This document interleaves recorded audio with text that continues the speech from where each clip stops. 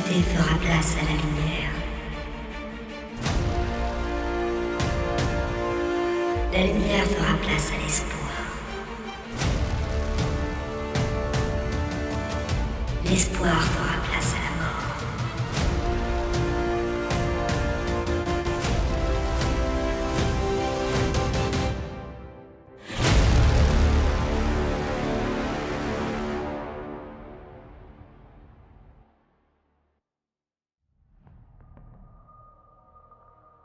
Le voile de la Noctis Aeterna s'est levé, et les historiteurs impériaux estiment que plus d'un siècle s'est écoulé depuis la croisade Indomitus.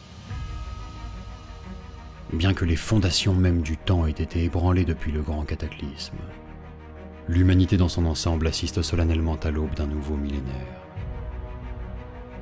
Depuis la surface d'un millier de planètes, le ciel semble meurtri de stigmates pourpres.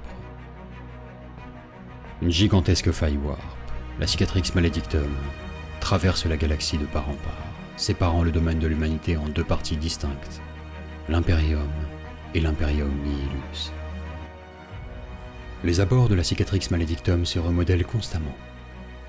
Le flux et le reflux des énergies warp constituent une sorte de marée incohérente, dont l'amplitude aléatoire redéfinit sans cesse les frontières de cette anomalie spatio-temporelle. Récemment, ces énergies se sont résorbées jusqu'à former une sorte de brèche dans la Cicatrix Maledictum. Un couloir stable que les navigateurs peuvent emprunter avec une relative sécurité. Reliant l'Imperium à l'Imperium Nihilus, ce sillon qui traverse la faille apparaît comme la voie la plus probante pour tenter de réunifier un empire fragmenté. Le secteur Venexian se trouve au seuil de ce corridor, ce qui lui confère subitement une importance stratégique capitale. Du contrôle de ces planètes et de ces spatioports dépendra également celui de la route commerciale et militaire qui relie les deux moitiés de la galaxie. Livrées à leur propre sort depuis la Noctis Aeterna, ces planètes font à présent l'objet de toutes les attentions. Les flottes de guerre impériales et Xénos convergent déjà vers ce qui pourrait devenir le principal point d'accès entre les deux parties de la galaxie.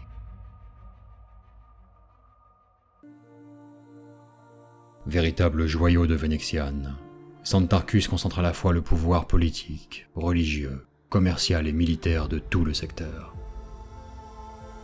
Ce monde cardinal est un lieu saint parmi les lieux saints. La surface de cette planète fut arpentée par Sébastien Thor au 37e millénaire. Il y accomplit une série de miracles consacrant son sol à tout jamais. Chaque pierre y ayant été posée depuis lors ne l'a été que pour bâtir un couvent, une chapelle, ou une cathédrale dédiée à la vénération de l'immortel empereur de l'humanité. Les plus imposants de ces édifices s'étendent sur des continents entiers. L'organisation de la vie quotidienne ne venant s'y ajouter que comme une arrière-pensée. Les habitations et les commerces faits de toiles tendues viennent se nicher tant bien que mal dans les creux des alcôves caverneuses ou sous les arches vertigineuses de ces monuments à l'architecture gothique démesurée. Depuis les profondeurs de l'espace, un million d'yeux lorgnent cet orbe scintillant qu'est Santarcus. Mais les inestimables reliques qui sont abritées dans les méandres de ces catacombes ou dans le firmament de ces spires sont vaillamment défendues. Urgantina est un monde ruche comme il en existe des centaines à travers la galaxie. Une population incalculable vit et meurt cloîtrée dans l'enceinte hermétique des immenses cités-ruches qui parsèment la surface polluée de cette planète. Les ruches d'Urgantine ne se démarquent des autres que par leur architecture intérieure, qui fourmille d'ornements en métaux oxydés et de bas-reliefs décrépits. Les ruchiers les plus superstitieux évitent soigneusement le regard des gargouilles grimaçantes sculptées sur les murs. La maison Codor a toujours joui de la complaisance des autorités locales depuis qu'elle s'est implantée dans cette ruche, si bien qu'elle domina rapidement les autres maisons claniques, et continua d'enfler et d'enfler jusqu'à ce qu'elle finisse par éclater en une dizaine de clans rivaux. À la fois complexe militaro-industriel et temple de la connaissance, Rutilia est à Santarcus ce que Mars est à Terra. Les technoprêtres qui se trouvent à la tête de son clergé byzantin sont connus pour leur outrecuidance et leur arrivisme. Mais ils peuvent compter sur leur légionnesse Skitari pour préserver les secrets enfouis dans les puits de savoir creusés à la surface de Rutilia. De la planète Caelonia dépend l'approvisionnement alimentaire des autres mondes environnants. Les gigantesques exploitations productivistes bâties au large de ces océans cultivent algues et crustacés qui nourrissent les innombrables âmes de ce système solaire. Le reste de la surface de Caelonia est pour ainsi dire demeuré à l'état de monde vierge. Cet Éden luxuriant est le fief de 2 maisons de chevaliers impériaux. Ces colosses d'adamantium défendent farouchement leur domaine, et de nombreuses vagues d'invasion successives sont venues se briser contre le rempart de leur vertu. Le secteur Venexian comprend de nombreuses autres planètes, mais aucune n'est aussi importante que ces 4-là. L'apparition d'une brèche dans la Cicatrix Maledictum suscita un vif intérêt au sein de l'Imperium. Ce passage où le warp semble s'être apaisé permettrait de rétablir la navigation des vaisseaux impériaux, et ainsi réunifier durablement les 2 parties d'un empire divisé.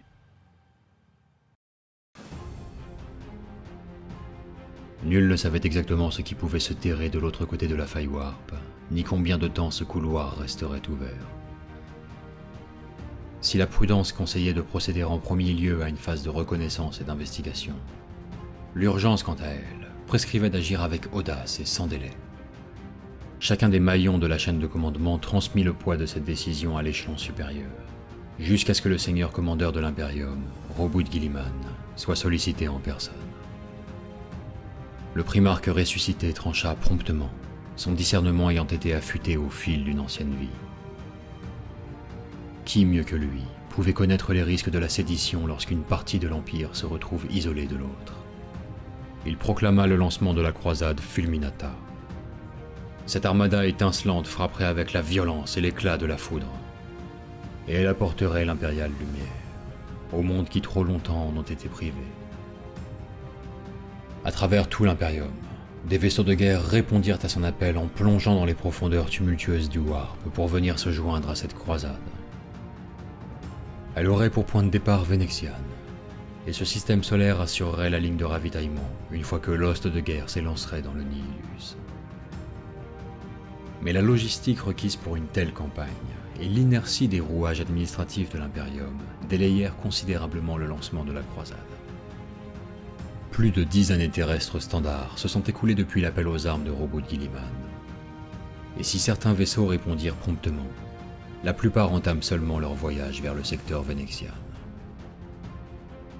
Parallèlement, de nombreuses flottes de vaisseaux Xenos se sont déjà engagées dans le détroit de stabilité à travers la Cicatrix Maledictum.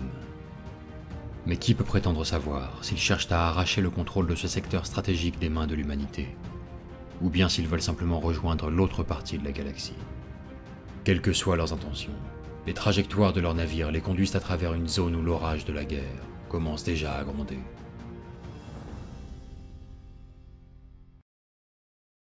Les premiers vaisseaux de guerre impériaux à arriver sur place se positionnèrent autour de Santarcus, parés à engager le combat avec les Xenos, en attendant l'arrivée du reste de la croisade Fulminata. Et tandis que ces vaisseaux se préparent à livrer un combat défavorable face à un ennemi aux multiples visages, les armées de Santarcus se mobilisent pour résister aux assauts terrestres qui succéderont sans doute à cette bataille spatiale mal engagée. Des magogues et prophètes furent les premiers à haranguer la foule en agitant leurs oripeaux. À présent, confesseurs et cardinaux revêtus de leurs splendides étoffes liturgiques exhortent les soldats des forces de défense planétaires, ainsi que les guerrières de l'Adeptas Auroritas à se battre vaillamment. Cet appel aux armes est relayé par l'Archmagos de Rutilia, et même par les émetteurs vox grésillants des cerveau-crânes qui déambulent parmi les ruchiers d'Uriantina. Mesure désespérée, des vaisseaux commerciaux sont réquisitionnés pour aller déverser à la surface de Santarcus des hordes de zélotes, convaincus de gagner leur salut en rendant l'âme sur cette terre sacrée. Mais ces vaisseaux acheminent aussi des prêcheurs d'une toute autre nature, des missionnaires génétiques qui voyagent clandestinement dans les profondeurs de leur soute.